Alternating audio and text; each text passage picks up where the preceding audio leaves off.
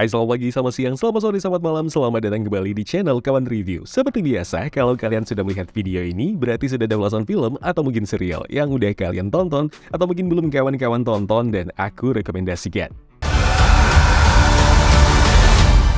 In a beautiful sky.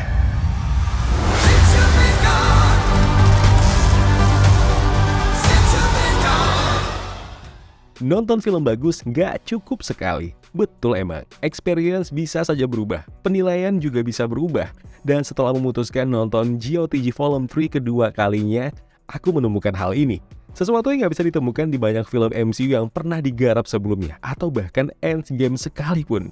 Mungkin sebagai ungkapan jujur di awal aja deh, hey, ini adalah film terbaik MCU. Semua orang punya caranya masing-masing untuk menikmati film-film tertentu. MCU punya masa penonton dan fans yang gak bisa dihitung jumlahnya. Aku dan kalian salah satunya. Pertama kali nonton Guardians of the Galaxy Volume 3, rasanya film ini masih ada kekurangan dan kegagalan yang terulang seperti film-film MCU yang sudah-sudah. Dan setelah mencoba menonton ulang kembali, rasanya aku perlu menyalahkan penilaianku sendiri.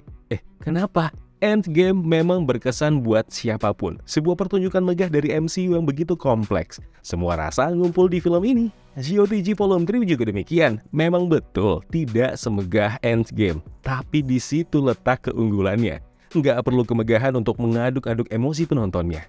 Sebuah scene di lorong kapal, adegan fight semua member GOTG jadi pertunjukan yang tidak kalah hebat dibandingkan dengan last fight-nya Endgame. Tensi yang dibangun ngebuat kita ngerasa momen ini akan diingat terus oleh penonton bahkan ketika kita sudah keluar dari teater, dan efek itu masih kurasakan sampai sekarang.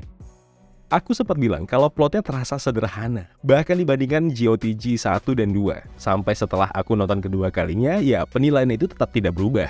Cuma di sini yang bisa kurasakan, aku atau mungkin kalian semua mungkin berasa diajak kembali nih ke momen hebat saat kita berkenalan dengan Guardians of the Galaxy Volume 1. Di saat semua cerita para pelindung galaksi ini dimulai, vibes yang sangat-sangat dirindukan, yang sulit ditemui di sepanjang film-film MCU fase 4 dan awal fase 5 ini.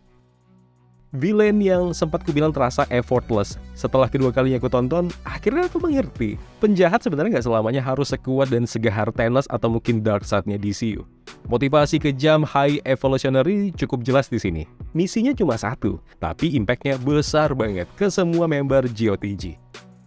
Kemudian Adam Warlock yang pun demikian. Kenapa aku lupa ya kalau dirinya di sini ibarat bayi yang masih butuh belajar banyak. Kenapa lupa kalau tokoh ini punya andil besar buat masa depan GOTG ke depannya, bahkan untuk formasi yang baru. Perkenalan yang cukup menarik, terlepas dirinya cuma dapat scene-scene yang tampak tidak punya pengaruh yang begitu masif. Tapi ini momentum yang tepat ketimbang MCU tiba-tiba punya ide bikin stand-alone film buat Adam Warlock. Ya demi cut cost dan juga biar efektif sih. Kemunculannya dengan screen time yang terbilang sedikit di GOTG Volume 3 ini rasanya sih udah pas banget. Ending yang lebih relate, mematikan dan menghentikan perjalanan tokoh karakter penting dengan cara yang tidak biasa. Treatment ini nggak pernah dibuat film-film MCU sebelumnya loh. James Gunn berhasil meramunya dengan cara yang sangat jak dan cerdas. Efeknya apa? Percayalah, kita sebagai fans dan penonton akan sama rindunya dengan momen-momen hebat GOTG seperti halnya rindu dengan Tony Stark, Steve Rogers, dan kawan-kawan lain yang kisahnya sudah terhenti di MCU.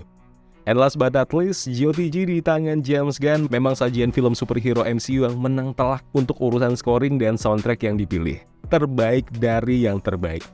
Kalian yang menganggap film ini punya kekurangan, cobalah nonton sekali lagi aja. Mungkin experience itu akan berubah seperti yang kurasakan saat ini. Thanks James Gunn untuk kerja kerasnya, thanks The Guardians, istirahatlah dan sampai jumpa lagi. Wabillahi taufiq wal hidayah, assalamualaikum warahmatullahi wabarakatuh. Ya kawan-kawan, terima kasih telah menonton video Spotlight ini. Jangan lupa klik tombol like-nya kalau kalian suka, klik tombol dislike kalau tidak suka. Klik juga tombol subscribe dan bell notifikasinya biar nggak ketinggalan review-review film terupdate lainnya. Kalau gitu aku Zain pamit undur diri. Terima kasih, jaga kesehatan, tetap positif, dan jangan lupa bahagia.